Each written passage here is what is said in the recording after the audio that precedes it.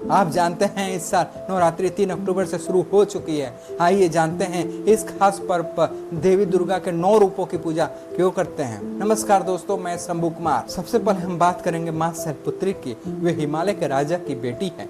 पिछले जन्म में उन्होंने सती रूप में भगवान शिव के लिए अपने प्राण त्याग दिए।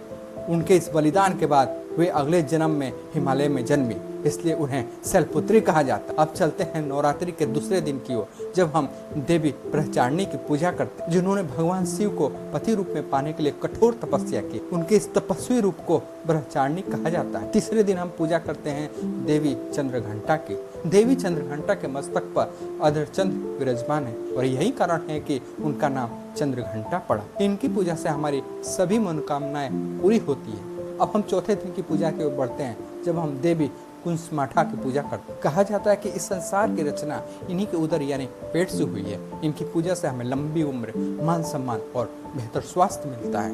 पांचवें दिन हम देवी स्कंद माता की पूजा करते हैं। देवी स्कंद माता भगवान स्कंद की माता है और उनका नाम इसलिए प्रसिद्ध है। इनकी पूजा करने से संतान सुख की प्राप्ति होती है।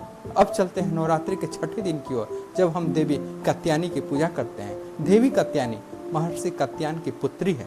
उनकी पूजा से रोग, शोक, डर और हर तरह के दुखों का नाश होता है। सातवें दिन हम देवी कालरात्रि की पूजा करते हैं। उनका रूप बहुत भयानक है और इसी रूप में देवी ने असुरों का नाश किया।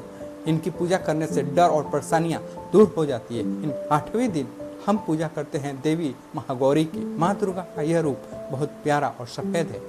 उनकी कहानियां ग्रंथों में लिखी गई है। नवरात्रि के आखिरी दिन की बात करते हैं, जब हम देवी सिद्धदात्री की पूजा करते हैं। ये सभी तरह की सिद्धियां यानी सुख प्रदान करने वाली हैं। तो दोस्तों, नवरात्रि का पर्व बुराई पर अच्छाई की जीत का प्रतीक है।